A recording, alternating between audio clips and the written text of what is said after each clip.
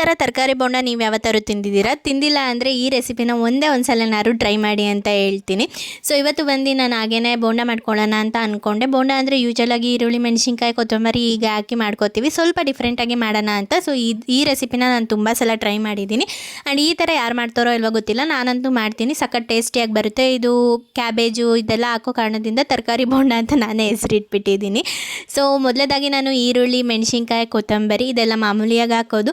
ಹಾಗೆಯೇ ಕರಿಬೇವನ್ನ ಪಕೋಡಕ್ಕೆ ಹಾಕ್ತಾರೆ. ನಾನಿಲ್ಲಿ ಹೆಲ್ತಿ ಬೋಂಡ ಆಗಿ ಮಾಡ್ತಿರೋ ಕಾರಣದಿಂದ ಕರಿಬೇವು ಕೂಡ ಹಾಕ್ಕೊಂಡೆ. ಹಾಗೆಯೇ ಕ್ಯಾಬೇಜ್ ತುಂಬ ದಿನದಿಂದ ಫ್ರಿಜ್ಜಲ್ಲೇ ಇತ್ತು, ಅದಕ್ಕೋಸ್ಕರ ಇವತ್ತು ಇದಕ್ಕಾರು ಹಾಕೋಣ ಅಂತ ಅಂದ್ಬಿಟ್ಟು ಹಾಕ್ಕೊಂಡೆ. ಜೊತೆಗೆ ಒಂದು ಆಲೂಗೆಡ್ಡೆನ ತುರಿದ್ಬಿಟ್ಟು ಅಂದರೆ ಗ್ರೇಟ್ ಮಾಡಿಬಿಟ್ಟು ಹಾಕ್ಕೊಂಡಿದ್ದೀನಿ. ಅದನ್ನು ಮೊದಲೇದಾಗಿ ಡ್ರೈ ಮಿಕ್ಸ್ ಮಾಡ್ಕೋಬೇಕು. ಆಮೇಲೆ ಕಡಲೆ ಹಿಟ್ಟು, ಅಕ್ಕಿ ಹಿಟ್ಟಿದ್ರೆ ಹಾಕ್ಕೋಬೋದು. ನನ್ನ ಹತ್ರ ಇರಲಿಲ್ಲ, ಮನೇಲಿ ಇರಲಿಲ್ಲ, ಖಾಲಿ ಆಗಿಬಿಟ್ಟಿತ್ತು, ಅದಕ್ಕೋಸ್ಕರ ನಾನು ಹಾಕಿಲ್ಲ ಅಷ್ಟೇ. ಅದಕ್ಕೆ ಸ್ವಲ್ಪ ರುಚಿಗೆ ತಕ್ಕಷ್ಟು ಉಪ್ಪು, ಖಾರದ ಪುಡಿ ಹಾಕ್ಕೊಂಡಿದ್ದೀನಿ. ಮೆಣಸಿನ್ಕಾಯಿ ಹಾಕ್ಕೊಂಡ್ರೆ ಬಾಯಿಗೆ ಸಿಗುತ್ತೆ ಅಂತ ಅಂದ್ಬಿಟ್ಟು ನಾನು ಮೆಣಸಿನ್ಕಾಯಿ ಹಾಕ್ಕೊಂಡಿಲ್ಲ. ನೀವು ಬೇಕಾದರೆ ಹಾಕ್ಕೋಬೋದು. ಸೊ ಇಷ್ಟೆಲ್ಲ ಹಾಕ್ಕೊಂಡು ಫಸ್ಟು ಡ್ರೈ ಮಿಕ್ಸ್ ಮಾಡ್ಕೋಬೇಕು. ಯಾಕಂದರೆ ಈರುಳ್ಳಿ ಆಗಿರ್ಬೋದು, ಕ್ಯಾಬೇಜ್ ಆಗಿರ್ಬೋದು, ಆಲೂಗಡ್ಡೆ ಆಗಿರ್ಬೋದು, ಅದೆಲ್ಲ ವಾಟರ್ ಕಂಟೆಂಟ್, ನೀರಿನ ಅಂಶ ಇರೋ ಕಾರಣದಿಂದ ಅದರಲ್ಲೇ ನೀರಿರುತ್ತೆ ಅಲ್ವಾ, ವಾಟರ್ ಹಾಕೋ ಅವಶ್ಯಕತೆ ಏನಿರಲ್ಲ. ಸ್ವಲ್ಪ ಬೇಕು ಅಂದರೆ ಹಾಕ್ಕೋಬೋದು. ನಾನು ಹಾಕ್ಕೊಂಡಿದ್ದೀನಿ.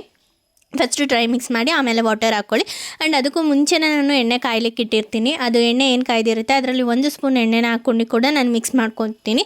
ಅದು ಕೂಡ ಒಂದೊಳ್ಳೆ ಟೇಸ್ಟ್ ಕೊಡುತ್ತೆ. ಇದಕ್ಕೆ ಸೋಡಾ ಅದು ಇದು ಏನೂ ಹಾಕ್ಕೋಬೇಡಿ.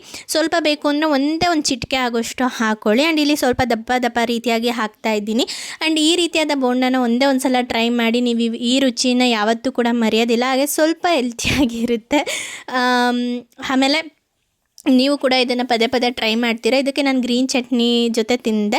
ಸೊ ಯೂಶಲಾಗಿ ಗ್ರೀನ್ ಚಟ್ನಿನ ಬಜ್ಜಿ ಅಥವಾ ವಡೆ ಜೊತೆಗೆ ಕಂಬೈನ್ ಮಾಡ್ತಾರೆ. ನನಗೆ ಬೋಂಡ ಜೊತೆ ಕೂಡ ಮಾಡಿದೆ. ಹಾಗೆಯೇ ಟೊಮೆಟೊ ಸಾಸ್ ಜೊತೆ ಕೂಡ ನಾನು ಇದನ್ನು ತಿಂತೀನಿ. ಇದು ಬಂದು ಕೇವಲ ಸ್ನ್ಯಾಕ್ಸ್ ಆಗಿಲ್ದೇ ಈಗ ಅನ್ನ ಸಾಂಬಾರು ಅದ್ರ ಜೊತೆ ಕೂಡ ನೀವು ಇದನ್ನು ಒಂದು ಸೈಡ್ ಡಿಶ್ ಆಗಿ ತಿನ್ಬೋದು. ಸೊ ನಿಮ್ಗೇನಾದ್ರು ಈ ವಿಡಿಯೋ ಇಷ್ಟ ಆಗಿದ್ರೆ ಲೈಕ್ ಮಾಡಿ.